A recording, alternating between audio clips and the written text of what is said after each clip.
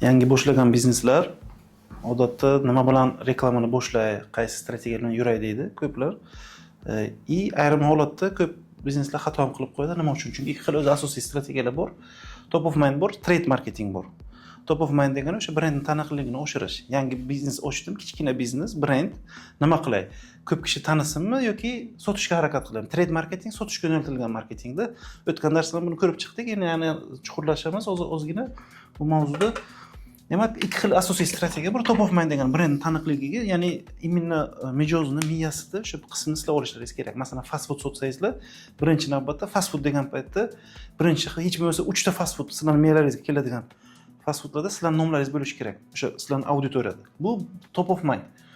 Va trade marketing bor. Trade marketing shunchaki sotuvga yo'naltirilgan marketing. Trade marketing fast foodda ko'rinishlardan biri.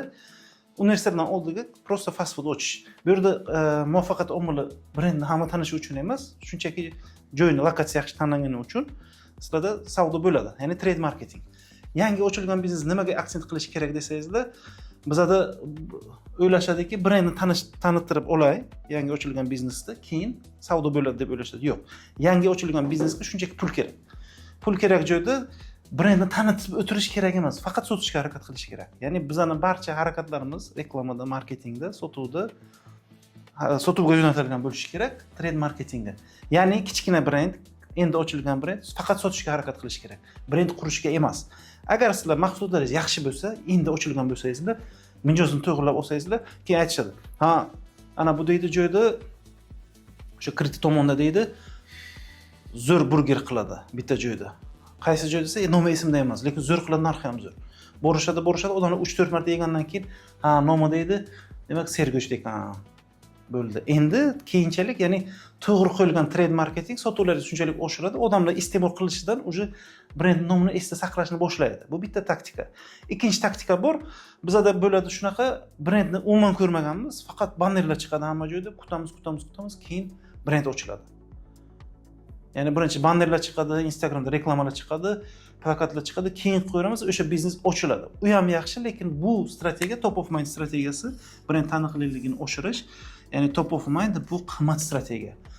Kichkina biznesga bu qimmatli qilishi mumkin, kuchi yetmaydi. Bu kuchlilar qila oladigan strategiya. Masalan, mana katta biznesim bor, doxod olyapman, endi boshqa biznes ochyapman, pulim bor, top of mind bilan urganim yaxshi boshlaganim. Brendni tanitib, keyin sotuvdan oshirganim yaxshi. Chunki o'sha o'zi aytganimdek, qancha brendni odamlar ko'proq foizda tanisa, shuncha men bozorning hajmini egallagan bo'laman, yo egallash imkonim bor. Lekin agar meni pulim bo'lmasa, men endi biznes boshlagan bo'lsam, endi ishni yo'lga qo'yayotgan bo'lsam, men qiladigan aksentim trade marketingni sotishga harakat qilaman. Tamom. Ya'ni men qiladigan barcha harakatlarim reklama emas, brend tanitish emas, shunchaki yaxshi taklif berib sotishga harakat qilaman. Tamom. Bozorni o'rganaman, yaxshi ko'proq sotishga harakat qilaman. Endi hammaning holati har xil.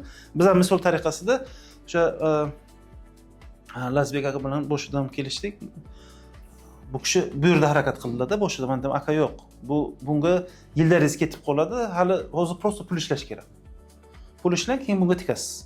Pul ishlang, bu yerda summa tushsin, keyin YouTube'ga chiqishingiz mumkin, mediada yaxshi operatorlar olib, jamoalar olib qilishingiz mumkin, ishlashingiz mumkin. Demak, buyur.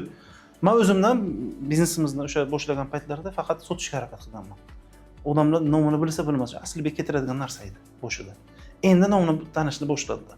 Bozorning ma'lum joyini olib bo'lgandan keyin, qo'limda pul bo'lgandan keyin, pulimni bir qismini endi brend nomiga tikishni boshlayman. Ya'ni hozir men qiladigan ish birinchi o'sha umuman biznes ochganda nima qilish kerak desa, yaxshi mahsulot, yaxshi narxda zo'r xizmat ko'rsatish kerak. Odamlar nomini bilmasligi umuman ikkinchi masala. Biznes boshlagan paytda biznesga pul kerak. Pul uchun sotish kerak. Sotish uchun yaxshi mahsulot kerak. Chunki yaxshi mahsulot qayta sotiladi. Ya'ni trade marketing eng zo'r strategiya trade marketing kichik bizneslarda. Endi biznes katta bo'lsa, pul ko'p bo'lsa, bemalol taniqlilikda ishlashlaringiz mumkin.